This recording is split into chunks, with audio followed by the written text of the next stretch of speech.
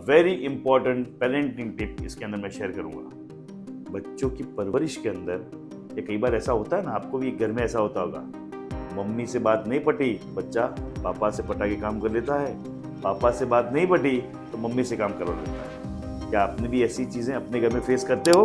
इसका सॉल्यूशन आपको चाहिए तो यहाँ पे इस वीडियो में उसके बारे में सॉल्यूशन समझेंगे।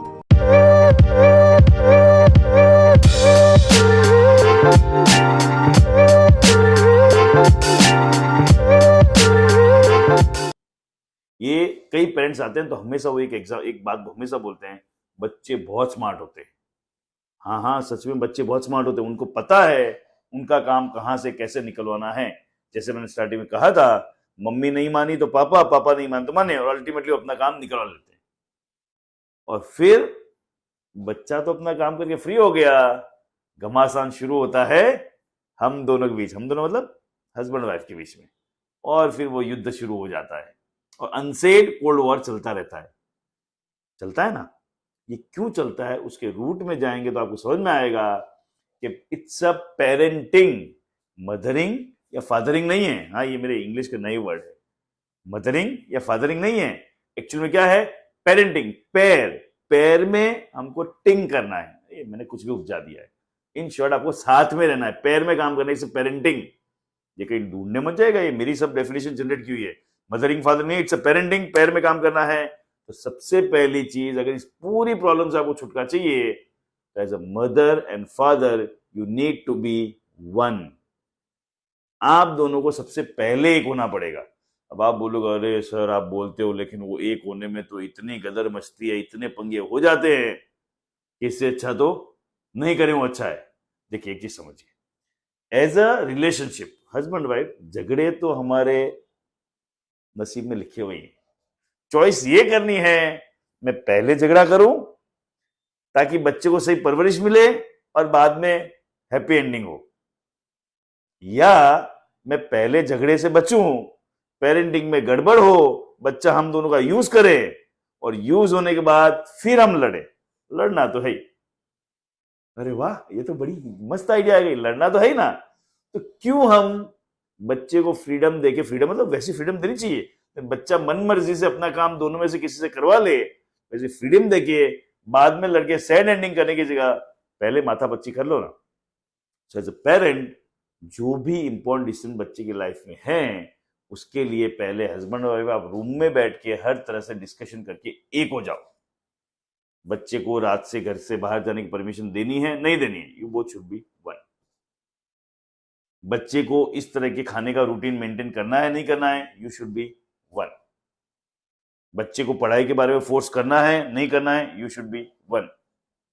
या कोई भी और आपके पर्सनल टॉपिक हो सकते हैं, बट पहले आप दोनों अकेले बैठ के रूम में बैठ के डिसाइड कर लो, हम दोनों का एज अ फैमिली हमारा क्या वैल्यू है, क्या प्रिंसिपल, किसको हम फॉलो करेंगे।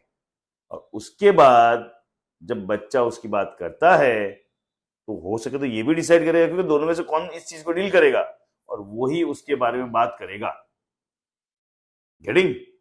लेकिन कई बार ऐसा होता है कि हमने कुछ एकदम डिसाइड किया, लेकिन उस टाइम बच्चे की बात करते करते क्या हुआ, मम्मी ने सपोज किसी चीज के लिए ना बोली, लेकिन जब मैं सुन रहा हूं उस बात पे हमारा कोई डिस्कशन नहीं हुआ है, मैं सुन रहा था, मुझे लगता है नहीं ये बात तो सही होनी चाहिए, भले मुझे लग रहा है ये बात सही होनी चाहिए, ना बोला वो हाँ होना चाहिए था, उस टाइम पे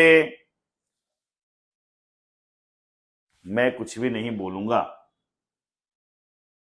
जब भी हमको टाइम मिलेगा दिन में, पहले वापस हम डिस्कस करेंगे कि मैं चाहता हूं कि ये जो हमने बच्चे के साथ बात किया, तूने ये बात की, उसमें तूने ना बोला, वो सही नहीं है, इस एज में इस हमारे बच्चे को परमिशन मिलनी चाहिए।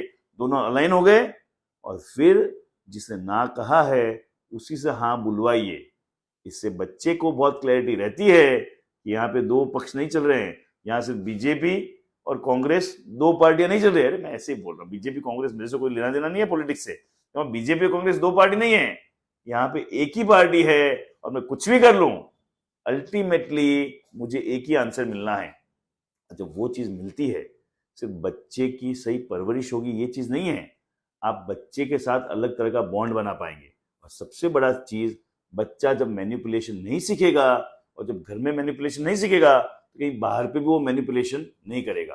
और जब नॉन मैनिपुलेटिव बच्चे को आप परवरिश करते हो, मैं कई बार बोलता हूं, बच्चे की परवरिश करना सिर्फ हमारे घर का काम नहीं है।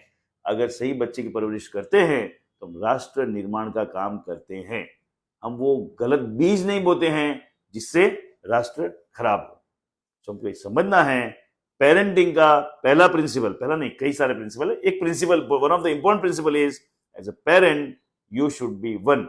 अगर आप एक हो, बच्चे को बहुत सही परवरिश दे पाओगे, और बच्चों की परवरिश अपनी जगह पे है, आप अपने दोनों का रिलेशनशिप भी बहुत स्ट्रांग कर पाओगे। क्योंकि वो वन होने के लिए बहुत सारी बातों के लिए आपको चर्चा करनी पड़ेगी, डिस्कशन करना पड़ेगा, एक दूसरे के साथ टाइम स्पेंड करना पड़ेगा, अलाइन करना पड़ेगा, लॉजिकली आपको रिसर्च करके बातें करनी पड़ेगी। तो बच्चे की तो परवरिश होगी, आपका रिलेशनशिप भी नेक्स्ट लेवल पे जाएगा। सो बच्चे को सही परवरिश, अपना रिलेशनशिप स्ट्रांग करने के लिए be the one parent, no mothering, no fathering, only parenting. इसी तरह के मस्ती भरे वीडियो देखने के लिए, अच्छी जानकारी लेने के लिए परवरिश के बारे में, करियर के बारे में, चैनल के लिए प्लीज सब्सक्राइब बटन दबा दीजिए। तो सब्सक्राइबर बढ़ते हैं, वो मेरे लिए सबसे बड़ा मोटिवेशन है। Thank you.